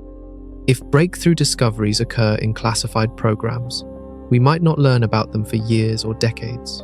Military applications of faster-than-light travel are obvious enough that defense agencies certainly fund their own parallel research. The Department of Energy probably participates, given the extreme energy requirements involved. Their national laboratories have expertise in plasma physics, fusion reactions, and high-energy particle interactions. If exotic matter generation proves possible, DOE facilities would be best positioned to attempt it. International collaboration remains limited by security concerns. NASA shares some basic research results with allied space agencies, but anything approaching practical applications gets locked down. No one wants to hand potential adversaries a massive technological advantage. The first nation to achieve working warp drive would dominate both space exploration and potentially warfare. This creates an unfortunate secrecy around research that humanity as a whole might benefit from sharing. Scientists at institutions worldwide probably duplicate efforts, each struggling with similar problems that collaborative work could solve faster. But geopolitical realities prevent open cooperation on anything militarily sensitive. Insiders occasionally leak hints. Conference presentations mention unexplained anomalies in propulsion experiments. Patent applications describe exotic space-time manipulation techniques using vague language. Researchers give talks that carefully dance around classified details while signaling that more is happening than public statements admit. How close is NASA really to a working prototype? Publicly, they maintain that practical warp drives remain far future speculation, possibly achievable in 50 to 100 years with sustained research. Privately, some researchers suggest breakthroughs could come much sooner if critical problems get solved. The gap between those timelines might hide classified progress, or simply reflect the difference between conservative official estimates and optimistic scientific hope. What seems certain is that serious, well-funded research continues at multiple government facilities using increasingly sophisticated equipment and techniques. Warp drives transitioned from science fiction to legitimate government-funded physics research. That represents enormous progress regardless of how far from practical applications we currently stand. But government labs are not the only ones chasing this dream anymore. Elon Musk rarely discusses warp drives publicly, but SpaceX's long-term plans for Mars colonization and beyond suggest someone there is thinking about faster propulsion. The company's Starship program aims to establish self-sustaining Mars cities, but Mars is just a stepping stone in Musk's vision. He has repeatedly stated that making humanity a multiplanetary species requires reaching other star systems, eventually. SpaceX employs some of the world's best propulsion engineers and theoretical physicists. Their facilities in Hawthorne, Boca Chica, and Cape Canaveral house advanced laboratories capable of cutting-edge research. The company's culture encourages moonshot thinking and rapid prototyping. If any private organization would seriously pursue warp drive research, SpaceX tops the list. Specific details remain scarce. SpaceX treats proprietary research like classified information, revealing only what benefits them strategically, but job postings occasionally hint at exotic propulsion studies. Engineers with backgrounds in plasma physics, quantum field theory, and general relativity get hired for unspecified advanced projects. Equipment purchases include specialized sensors and high-energy systems with no obvious connection to conventional rocket development. Rumors circulate about secret test facilities in remote locations where unusual experiments occur away from public scrutiny. Some former employees describe research tracks exploring physics beyond chemical rockets, though non-disclosure agreements prevent specifics. One anonymous source mentioned studying space-time manipulation techniques, but verification proved impossible. Musk's other companies might contribute. Boring Company expertise in underground construction could build shielded facilities for dangerous high-energy experiments. Tesla's battery and power management technology might enable the precise energy control needed for warp field generation. Neuralink's work on brain-computer interfaces could help manage the complex calculations required for real-time warp field manipulation. The financial resources available to Musk personally and through his companies dwarf most government research budgets. SpaceX generates billions from Starlink satellite launches and NASA contracts. That revenue could easily fund speculative physics research if Musk decided the potential payoff justified the investment. He has repeatedly demonstrated willingness to bet on long-shot technologies that others dismiss as impossible. Blue Origin, Jeff Bezos' space company, presumably conducts similar research. Bezos shares Musk's long-term vision of expanded human presence in space. Blue Origin employs talented engineers and physicists with access to substantial resources.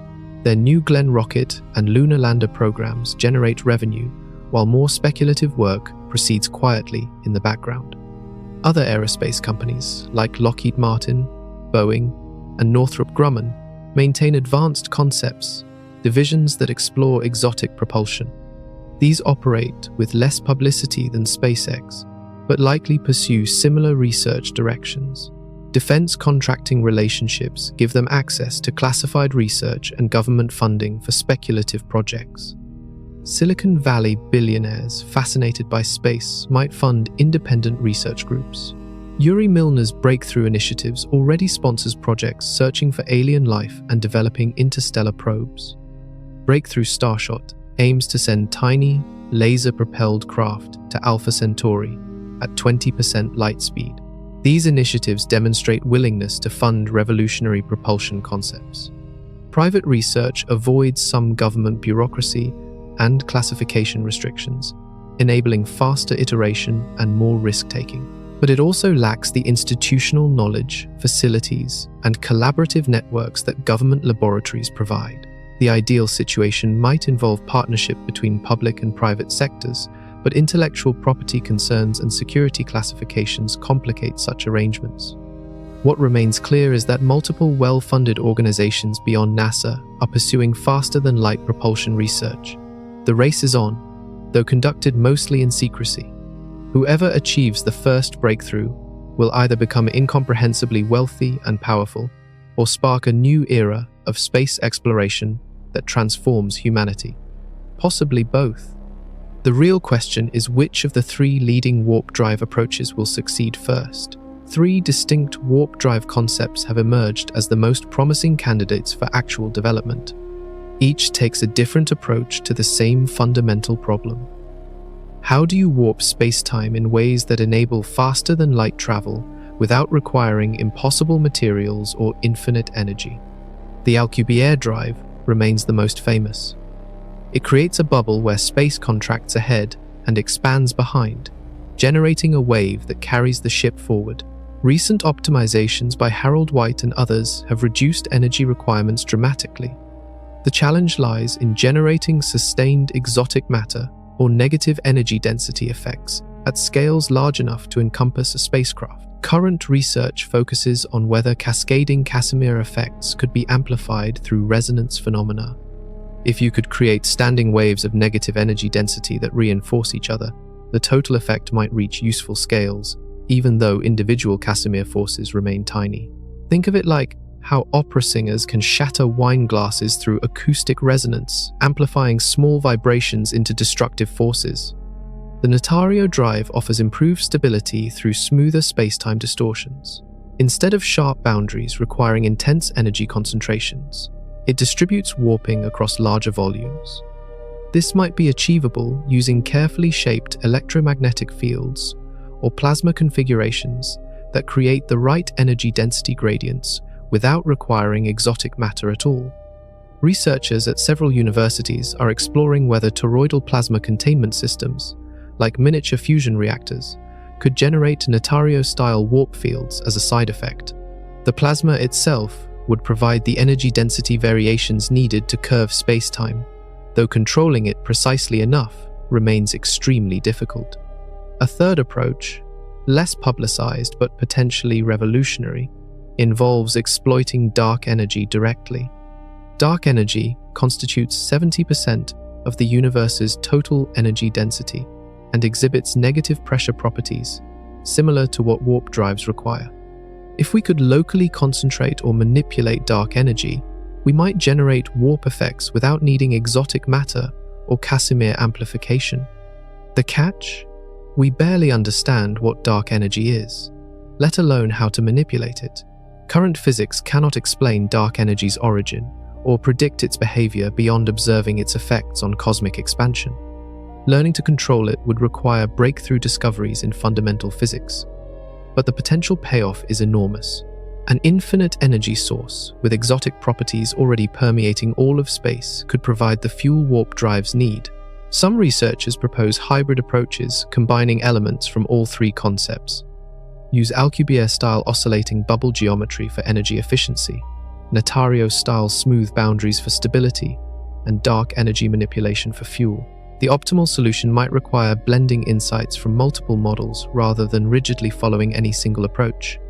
Computer simulations test these concepts constantly, exploring parameter spaces to find combinations that might work. Supercomputers run millions of iterations, trying different bubble shapes, energy distributions, and field configurations. The search resembles drug discovery, where researchers test countless molecular variants hoping to find one that produces desired effects. Laboratory experiments lag behind simulations because building equipment to test warp field generation remains extraordinarily difficult. Measuring nanoscale space-time distortions requires instruments at the edge of current technological capabilities. Scaling up to even millimeter-scale effects would need entirely new apparatus that does not exist yet. Progress happens incrementally. Each laboratory success, even tiny ones, validates pieces of the theory and suggests paths forward. Each simulation identifies parameter ranges worth exploring or dead ends to avoid. The field slowly advances from pure speculation toward engineering reality. No one knows which approach will succeed first, or whether some completely different concept will unexpectedly work better. The race between competing designs drives innovation as research groups pursue different strategies, hoping theirs proves optimal. This competitive diversity increases the chances that someone, somewhere, will find a configuration that actually functions. But all these approaches face the same underlying challenge.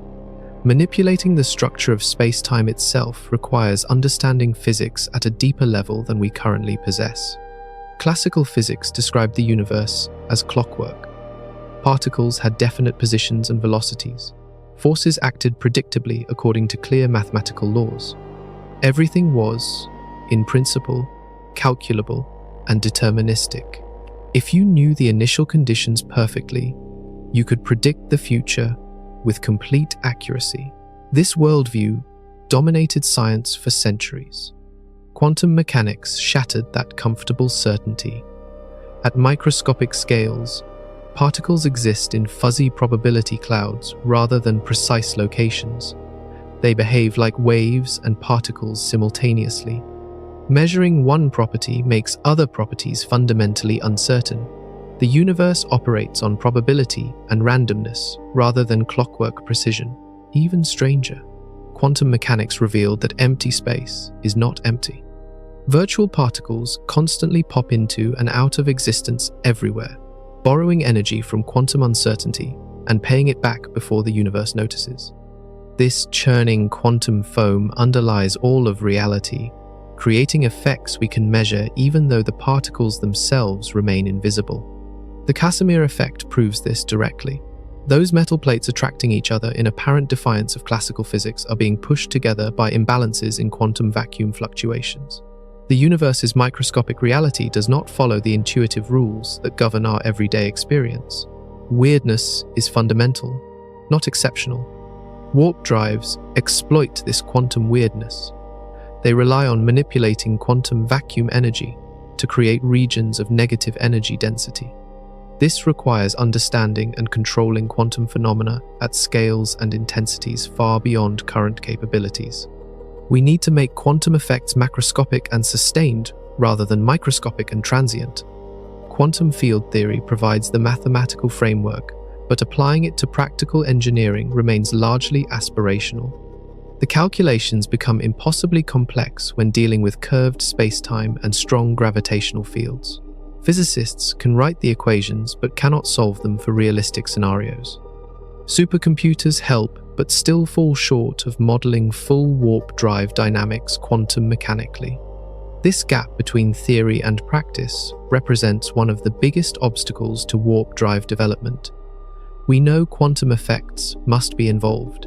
We understand some relevant principles, but we lack the computational tools and physical intuition to design systems that actually work. It resembles trying to build computers in the 1800s. The basic physics is there, but the engineering knowledge remains centuries away. Recent developments in quantum computing might help.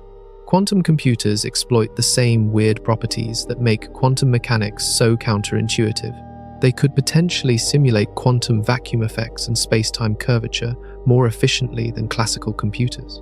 If quantum computers can model warp field dynamics accurately, they might identify configurations that classical analysis misses. Quantum entanglement adds another intriguing possibility. Entangled particles influence each other instantaneously across any distance, apparently violating the speed of light limit.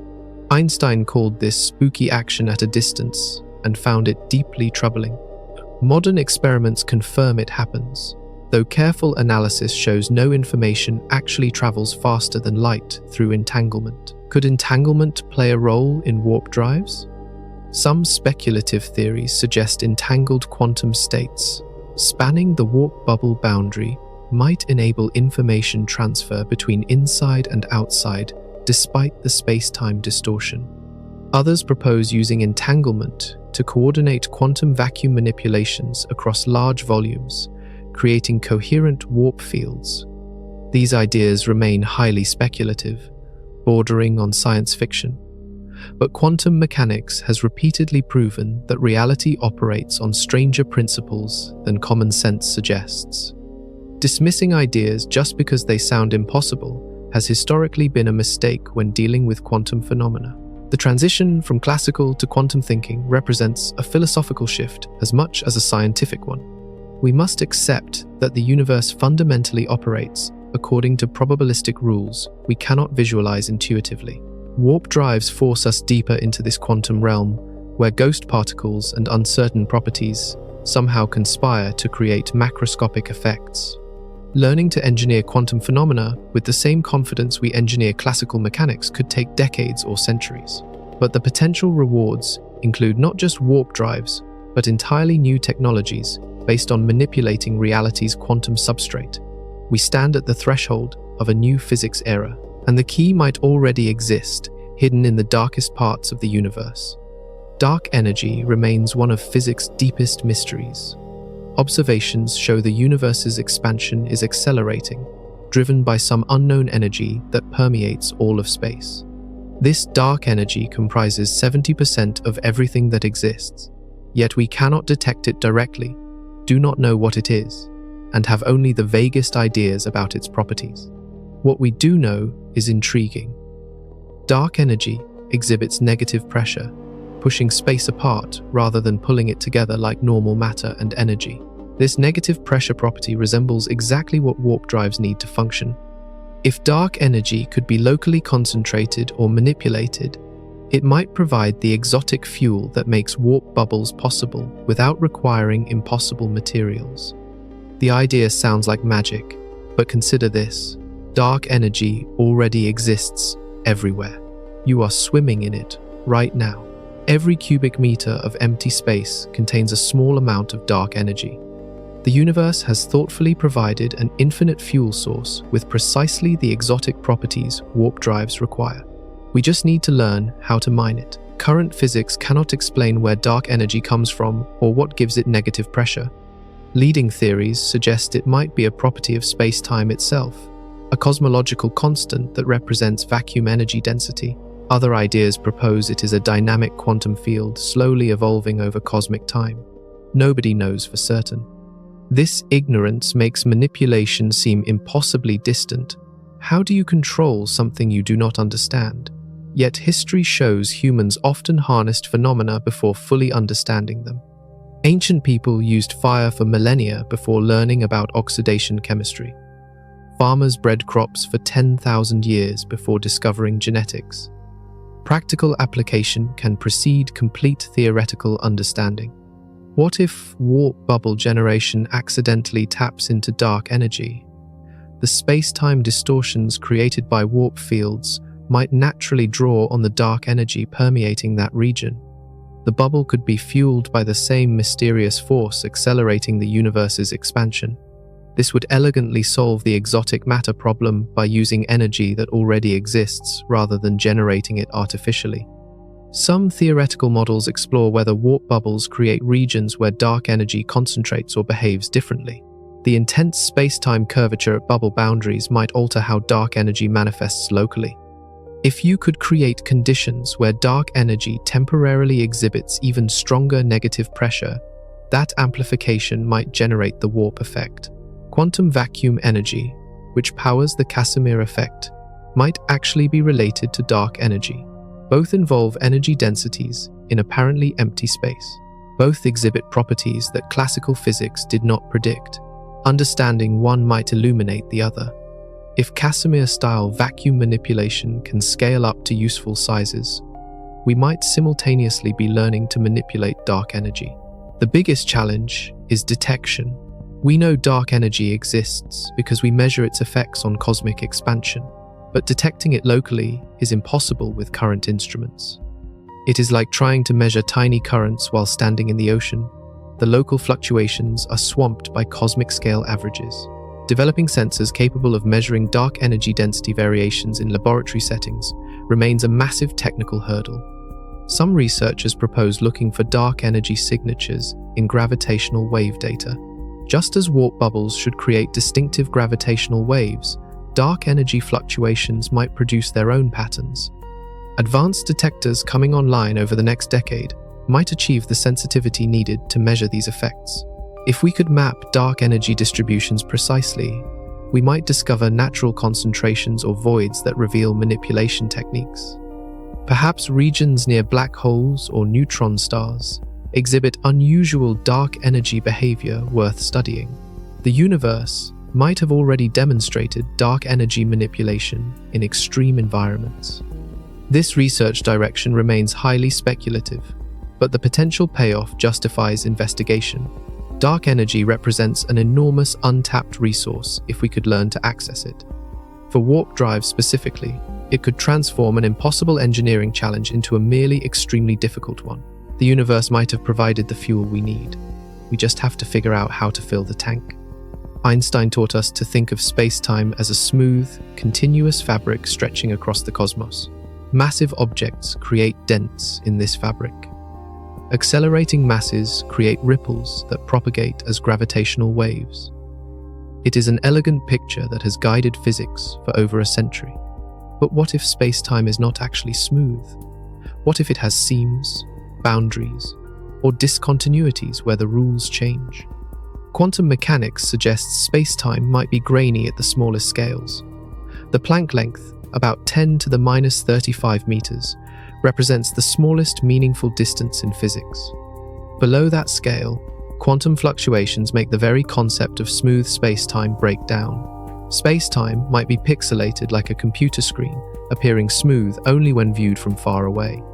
These quantum grains of space-time could represent seams in the fabric, locations where manipulation might be easier or different effects occur. If warp drives require tearing or stitching space-time, finding natural seams where the fabric is already weakest makes sense. It resembles how tailors cut fabric along the weave rather than fighting against it. Black holes create the most dramatic space-time boundaries we know about. The event horizon marks a sharp transition where physics fundamentally changes. Inside, space and time swap roles. Escape becomes impossible. Time flows toward the singularity rather than toward the future. These boundaries might teach us about creating artificial space-time edges for warp bubbles. Hawking radiation emerges from quantum effects at the event horizon, where virtual particle pairs get split by intense gravity. One particle falls in while the other escapes, creating apparent radiation from the black hole. This demonstrates that extreme space-time curvature enables unusual quantum phenomena. Warp bubble boundaries might exploit similar effects. Wormholes, if they exist, represent ultimate space-time seams. They connect distant regions through a shortcut, a tunnel through the fabric itself. Theoretical models suggest wormholes require exotic matter to hold them open, the same stuff needed for warp drives. Perhaps warp bubbles are essentially mobile, self-contained mini wormholes carrying a pocket of normal space-time through the larger universe. String theory proposes that space-time has additional dimensions beyond the familiar 3 plus time. These extra dimensions are curled up so tightly we cannot detect them directly. But at high energies or extreme curvatures, they might become accessible. Warp drives, operating at space-time boundaries, might tap into these hidden dimensions. Some physicists explore whether space-time has an underlying microstructure, like how water molecules create liquid properties. If space-time emerges from something more fundamental, understanding that substrate might reveal manipulation techniques. Loop quantum gravity and other approaches propose that space-time itself is woven from discrete quantum loops or networks. This perspective makes warp drives seem more plausible. If space-time has component parts, you might be able to take it apart and reassemble it differently. The fabric is not a single piece, but a weaving that can be unraveled and rewoven in patterns that create warp effects. This requires technology to manipulate space-time's fundamental building blocks, whatever those turn out to be. Cosmic strings, hypothetical defects in space-time left over from the early universe, would represent natural seams on cosmic scales. These one-dimensional objects with enormous mass density could stretch across galaxies. If they exist, and if we could find them, they might demonstrate how space-time defects behave and whether they could be artificially created. All of this remains highly theoretical. We do not know if space-time has seams, grains, or underlying structure. The smooth fabric picture might be completely accurate. But exploring alternatives opens new possibilities for warp drive physics. If space-time is more complex than Einstein imagined, it might also be more manipulable. The key is finding where reality's fabric is already weak or structured differently. Those locations might be natural laboratories for testing space-time manipulation, or sites where warp field generation becomes easier. The universe might have provided hints about how to reshape it if we look in the right places, which brings us to the most important question: how close are we really? Every breakthrough brings new timelines and predictions. Optimists claim working warp drive prototypes could appear within 10 to 15 years if research continues at current pace. Pessimists argue we are centuries away from practical applications. The truth likely falls somewhere between, but narrowing that gap requires understanding what specific problems remain unsolved. Energy generation represents the most immediate challenge. Even with optimized geometries and reduced requirements, warp drives need enormous power output controlled with extreme precision. Current fusion research progresses steadily, but has not achieved sustained net energy gain yet. Antimatter production remains painfully slow and expensive. Dark energy manipulation exists only in theoretical papers. Creating negative energy density at useful scales presents an even harder problem. White's team detected nanoscale warp geometry, but scaling up by a factor of 10 billion seems impossibly difficult. The Casimir effect weakens rapidly with distance. Amplification techniques remain purely speculative. Without breakthrough discoveries in quantum vacuum manipulation, this obstacle alone could delay practical warp drives for decades. Materials science faces extreme demands too. Any spacecraft surrounded by intense warp fields would experience stresses and radiation unlike anything current materials can withstand. The ship's structure must remain stable, while space-time warps violently just meters away. Designing materials that survive these conditions will require extensive testing that cannot begin until we can generate warp fields to test them against. Navigation and control systems need complete reinvention. How do you steer when you cannot see your destination? How do you avoid collisions while traveling faster than light? What happens if something goes wrong inside a warp bubble moving at 10 times light speed? These engineering challenges demand solutions before any crewed mission becomes remotely safe. Theoretical physics still has gaps that make predictions uncertain. We cannot fully simulate warp drive dynamics using current equations. Quantum effects at bubble boundaries remain poorly understood. Whether dark energy actually helps or creates new problems is unknown. Each of these uncertainties could hide show-stopping issues that only emerge during actual construction attempts. International cooperation would accelerate progress but remains unlikely given national security concerns. If breakthrough occurs at a classified facility, commercial applications might lag years or decades behind military ones. The first warp drive might be a secret military project that public science does not learn about until much later.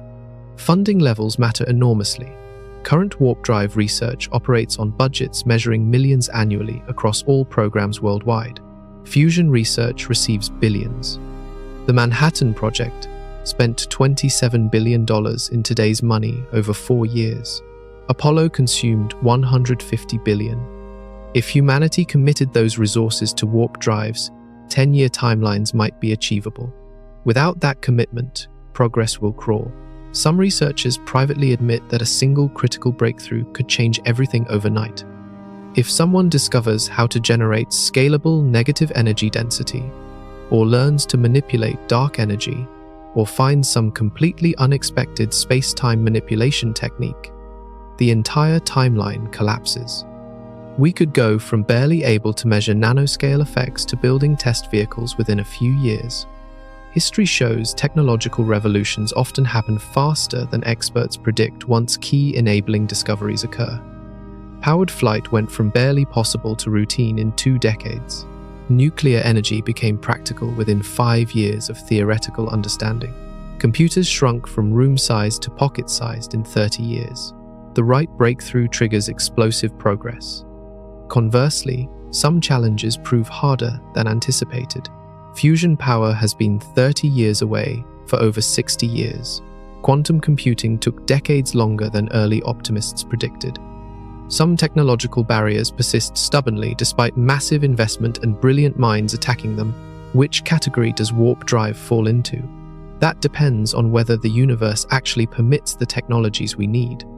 If reality allows negative energy generation at scale, efficient dark energy manipulation, and stable warp field maintenance, then it becomes an engineering race. If the universe has protections preventing these effects at useful scales, we might bang our heads against physics limits forever. The only way to find out is to keep pushing forward, fund the research, build better instruments, run more experiments, test wilder theories. Someone, somewhere, needs to find the key that unlocks the next level of physics. When that happens, the countdown truly begins. Faster than light travel represents more than just technical achievement. It fundamentally transforms what humanity can become. Every great migration in our history, from Africa to every continent, across oceans to new worlds, expanded our potential and forced us to adapt and innovate. The stars represent our next frontier, but only if we can reach them. With warp drives, the galaxy opens up. Hundreds of potentially habitable planets within 50 light-years become accessible destinations. We could establish colonies on worlds better suited to life than Mars ever will be. Humanity would spread across multiple star systems, ensuring our survival even if disaster strikes Earth. We evolve from a single-planet species facing existential risk to a multi-world civilization with redundancy and resilience. The economic implications stagger the imagination. Asteroid mining becomes trivial when you can warp to the asteroid belt and back in hours. Rare elements abundant in other solar systems could be harvested and returned. Energy resources available from stars or gas giants far exceed anything Earth provides. A spacefaring civilization with warp capability would command resources that make current global economy look minuscule. Scientific discovery would accelerate dramatically. Direct study of alien ecosystems, close observation of stellar phenomena, hands-on investigation of black holes and neutron stars all become possible. Questions about life's origins, planetary formation, and cosmic evolution could be answered through direct observation rather than distant speculation. Every new world visited would rewrite textbooks and challenge assumptions. Contact with alien civilizations becomes likely if they exist within our reach. Instead of waiting centuries for radio signals to cross space, we could physically visit nearby systems and search for life directly. We might find ruins of extinct civilizations, encounter primitive life, or make contact with intelligence equal or superior to ours. The implications for philosophy, religion, and human identity would be profound. Cultural transformation seems inevitable. A humanity spread across the stars would diversify in ways we can barely imagine. Isolated colonies would develop unique customs, languages, and societies adapted to their worlds. We might fragment into distinct branches of human civilization, or maintain unity through rapid warp speed communication and travel. Either path leads to futures radically different from our current reality. The risks cannot be ignored. Warp drive might enable terrifying weapons systems. Nations or groups with this technology would dominate those without. Space warfare could erupt on scales that make Earth's conflicts look trivial. We need frameworks for preventing militarization before the technology matures, though history suggests such efforts usually fail. Environmental consequences remain unknown. Does repeated warp travel damage space-time? Could we accidentally destabilize regions of space through overuse? Might warp bubbles leave behind pollution or side effects that accumulate dangerously? We need to study these questions before deploying the technology widely. Ethical debates will intensify. Who gets access to warp ships? How do we prevent exploitation of newly discovered worlds? If we find primitive life, do we have obligations not to interfere? What rights do future colonists have regarding independence from Earth? These questions have no easy answers, but demand consideration before crises force hasty decisions. The psychological impact might be most profound. Knowing we can reach the stars changes how humans think about our place in the cosmos. We stop being imprisoned on a fragile planet and become truly free to explore. The expansion of possibility space for human achievement and experience could inspire generations, just as the Apollo program inspired millions despite its limited practical benefits. This moment in history, right now as researchers inch toward functional warp drive physics, might be looked back upon as the pivot point where humanity's future trajectory shifted permanently. Either we solve this challenge and become a stellar civilization, or we remain confined to our solar neighborhood perhaps forever. The choice is not really ours. We can fund research and push boundaries, but the universe decides whether the physics allows what we need. Reality might simply not permit warp drives, no matter how cleverly we try. Or it might have already provided everything necessary, waiting for us to figure out the combination that unlocks it.